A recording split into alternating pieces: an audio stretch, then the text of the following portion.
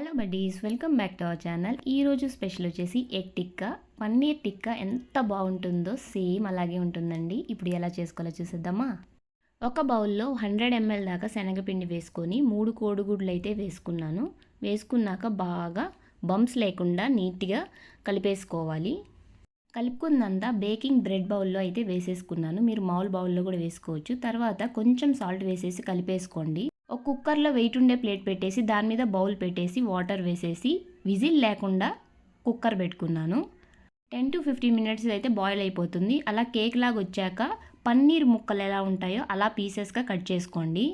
మరొక బౌల్లో 1 tablespoon red chilli powder, అలాగే 2 tablespoon oil, 1 tablespoon garam masala, 1 tablespoon chaat masala, 1 tablespoon మిరియాల పొడి, 1 tablespoon salt, 2 tablespoon అల్లం వెల్లుల్లి పేస్టు, కొంచెం కస్తూరి మేతి, కొంచెం పసుపు, అలాగే సన్నగా కట్ చేసుకున్న గ్రీన్ చిల్లీ, 2 కప్స్ నిండా పెరుగు వేసేసుకొని కలిపేసుకోండి. దాని తర్వాత బాయిల్ చేసుకున్న ఎగ్ పీసెస్, అలాగే కట్ చేసుకున్న ఆనియన్, క్యాప్సికమ్, టమాటో ముక్కలు కూడా వేసేసుకొని ఒకసారి నీట్గా కలిపేసుకొని హాఫ్ అన్ అవర్ పాటు ఫ్రిడ్జ్లో పెట్టేసుకొని తర్వాత స్టిక్స్ తీసుకొని దానికి పన్నీరు, ఆనియన్, క్యాప్సికమ్, టమాటో అలా వరుసగా గుచ్చేసుకొని తర్వాత ఒక ప్యాన్ తీసుకొని దాంట్లో బటర్ అంతా అప్లై చేసేసి ఒకేసారి అన్ని స్టిక్స్ ప్యాన్ మీద వేసి తిప్పుకుంటూ బటర్ అప్లై చేసుకుంటూ బాగా ఫ్రై చేసుకున్నాను.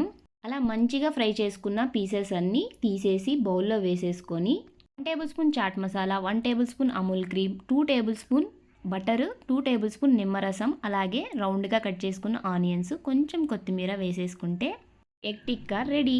ప్లీజ్ సబ్స్క్రైబ్ చేసుకోండి.